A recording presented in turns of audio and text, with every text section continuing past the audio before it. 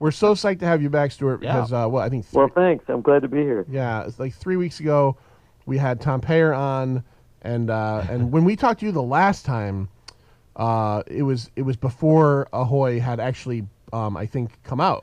It was after the announcement. It was after the announcement, but it was Right. because I remember you telling us about Captain Ginger and me getting excited about Captain Ginger and talking about Wrong Earth and all that stuff. And now we're, maybe it's a year later or 8 months or whatever could be. later, About, and yeah, we're about. going on to your second wave of titles now. Yes.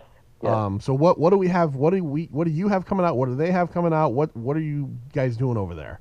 Okay. My book my book is the first my book Bronze Age Boogie, which came out about 2 weeks ago, I think, is the first of the second wave of books, and that's just kind of my tribute to the 1970s. It's a I'm sure we'll talk about that a bit more. I won't get into it too much now. I'll just give you the whole rundown on the line. The second book is called Planet of the Nerds, which just came out.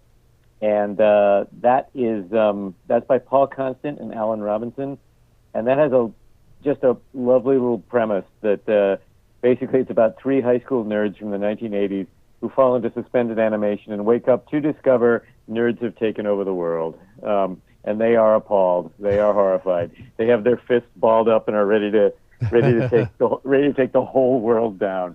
And then in a couple of weeks, we've got Tom Peyer's book, #Danger, which is about his team of dysfunctional adventurers along the lines of the Fantastic Four or the Challengers of the Unknown, except they all kind of hate each other and are incredibly self-sabotaging, with art by Chris Giarrusso. And those have been that series has been running already as back features in the book High Heaven and in my own Captain Ginger, but this is them graduating to their own title. So we've got that, and then we've got a one-shot called Steel Cage coming in late June, which is basically a series of original stories, 3 original stories, one created by Tom and Alan Robinson, one by Mark Waid and Lana Stevani, and one by me and Peter Gross, who's an old friend of mine from the DC days. And Peter Gross? Peter Gross. No. Yes. And all 3 stories are basically in competition, and readers will get to vote on them through a mechanism that we are just figuring out now. Though I shouldn't admit that. But it'll be through our website and fed through Twitter. And the winner will, it says here, get its own series. So we'll see how that goes. And then in July, of course, we have the book Second Coming by Mark Russell and Richard Pace, which we picked up when DC dropped this somewhat controversial title about Jesus Christ, the Son of God, moving in with a superhero upon his return to Earth. And the thing about Second Coming is it's controversial because of the premise, but it's actually a very funny book and it's a very good-natured book in a way. Like I actually think superhero fans might wind up being more offended by it than Christians. But I'm probably not I'm probably not the best person to judge that. So that's what's going on. We got the first trade paperbacks coming out too in May and June of collections of The Wrong Earth, Captain Ginger, and High Heaven. So a lot going on at once. And that's great. And I hear. I think when Tom was on, we actually discussed this too. Someone has actually unlocked what Ahoy Comics actually means. Yes, I think Tom put that in one of the letters pages. I can't remember if it's actually appeared yet or not. Do you know? I don't. We don't, and he wouldn't tell us. Tell us. So we're willing to wait, and I don't think it was in. I just got through the Bronze Age Boogie. I read that, and there's nothing in there, so I'm going to see if maybe it's in. I haven't picked up my copy of Planet of the Nerds yet. I don't think it's in Planet of the Nerds. I believe it's in the first issue of #Danger, which is coming out the week after next, I think. That would fit.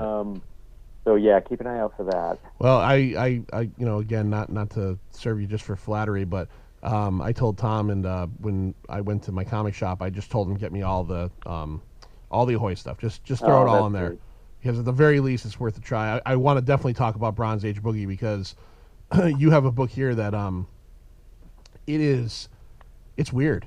but it's delightfully weird.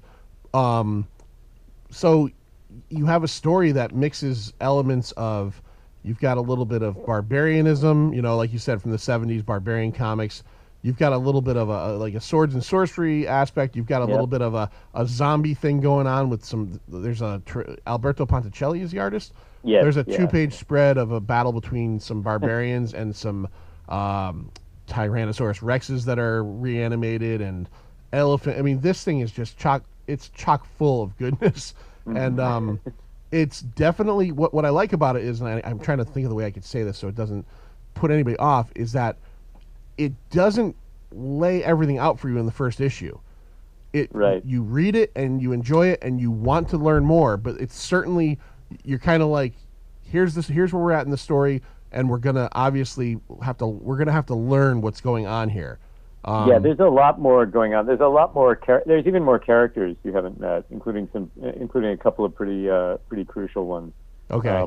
So yeah, I tried to sort of pack it as much as I could. I also wrote this book a little differently than usual. I did it in the old plot first Marvel manner, with which Alberto had never done before. I've worked with Alberto before, and I think he's a genius. But I sort of decided to do it that way for a couple of reasons. There was a little bit of a time issue when I replotted part of it, and it seemed to make sense. But more than that, we were doing a tribute to. I want to hastily say that this is. I don't think of this book. I tried very, very hard not to make this book seem old-fashioned. Like I don't want it to read like an old comic. And I think Alberto and Julia Brusco were on board with that as well. I want to know how many people are going to recognize the "sit on it, Potsy." Well, yeah. But I mean, I was thinking about it today, and I think one of this may be a little self-aggrandizing, but I think the approach we were going for, as much as anything, was Mad Men, which never felt like an old TV show, but it was full of references, and it was all about trying to recreate a period. In our case, we're trying to create a couple of different periods, one that actually existed and one that didn't, because a lot of it does take place in barbarian times. Yeah, because it hops back and forth between 1975 AD and 1975 BC. Which I was unaware of until Tom mentioned that on the show a couple weeks ago. When I saw the whole description of everything that was going on, and I was like, "Oh, great! This '70s book, it's going to be awesome." It's much more than that. the first page prologue, 1975 AD, and you get like little great details. Like as soon as I saw it, I knew what it was. A Spencer Gifts bag is being handed from one character to another, and then when you end the prologue, you get to page 2.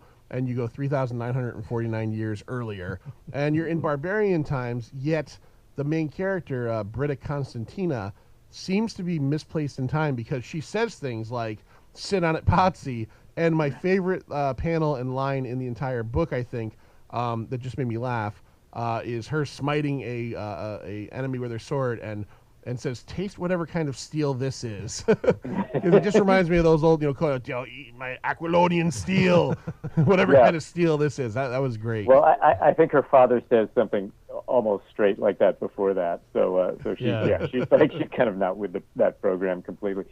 It actually, the way it works, and I hope this was clear in the story, but if not, it will be soon, is that she has not actually been to the future, but she has a friend who shows up within the course of the story. Yeah, no, that was clear. Yeah. Yep. And he's the one who's been sort of telling her about the 1970s and giving her little toys like novelty sunglasses and fuzzy dice and things like that. Yeah. But, and those she's got one of those in her trunk. She's got one of those perpetual motion dunking birds that were all the rage back then. And I mean, I don't think it's a spoiler to say. I think it's going to get people out there to buy it.